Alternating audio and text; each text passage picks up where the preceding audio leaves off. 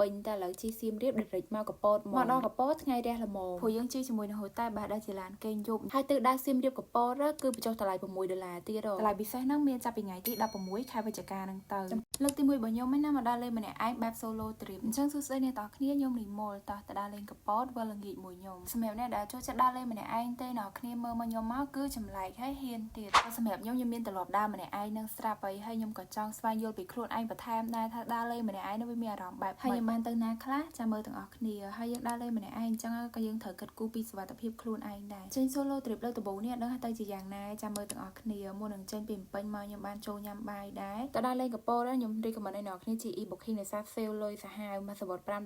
អ្នកទៅ couple 2នាក់អីអ្នកគ្នាទិញសវត្តឡានគឺថាត្រូវម៉ាច់មកបានការបញ្ចុះតម្លៃពិសេសហើយសំខាន់ទៅដល់សាខាកពតហ្នឹងអ្នកគ្នាបានវល់កងយំវ័នទៀតសាខា e-booking ថ្មីនៅកពតហ្នឹងគឺទឹមតែចាប់ផ្ដើមដំណើរការអញ្ចឹងហើយគឺមាន promotion ពិសេសសម្រាប់អ្នកធ្វើដំណើរទាំងអស់ចំពោះការកក់សវត្តឡានគឺអាចកក់តាមរយៈលេខទូរស័ព្ទរបស់ក្រុមហ៊ុន e-booking ផ្ទាល់ដែលខ្ញុំដាក់នៅខាងលើហ្នឹងហើយឥឡូវហ្នឹងទៀតការងាយស្រួលក្នុងការធ្វើដំណើរអ្នកសៀមរាបចង់មកលេងនៅកពតអី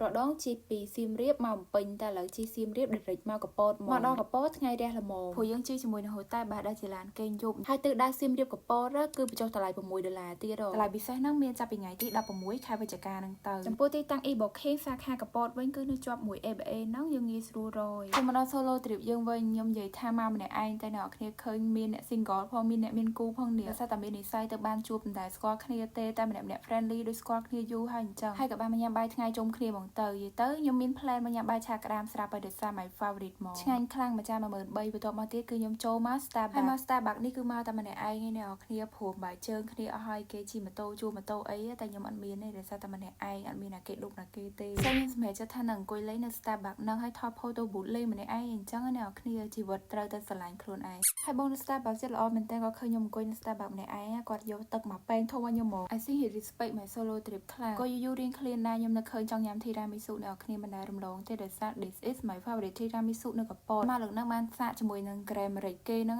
ដាក់ហើយគឺថា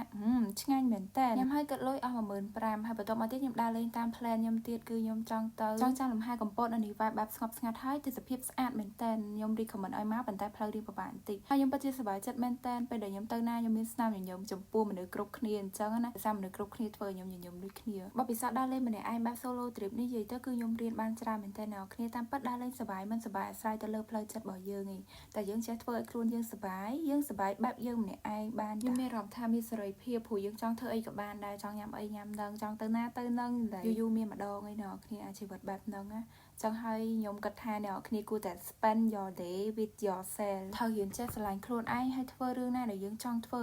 ទៅអ្នកគ្នាឲ្យតែសប្បាយចិត្តហើយអត់ប៉ះពាល់អ្នកដទៃសរុបមក solo trip របស់ខ្ញុំពិតជាសប្បាយមែនហើយ relax fresh ដូចយើងបាន heal ជីវិតយើងអញ្ចឹងអត់ដឹងថា solo trip របស់ខ្ញុំអាចនឹងកើតមានលើកទី2អត់ទេប៉ុន្តែ vlog នេះមានតែប៉ុណ្្នឹងហើយបាយបាយ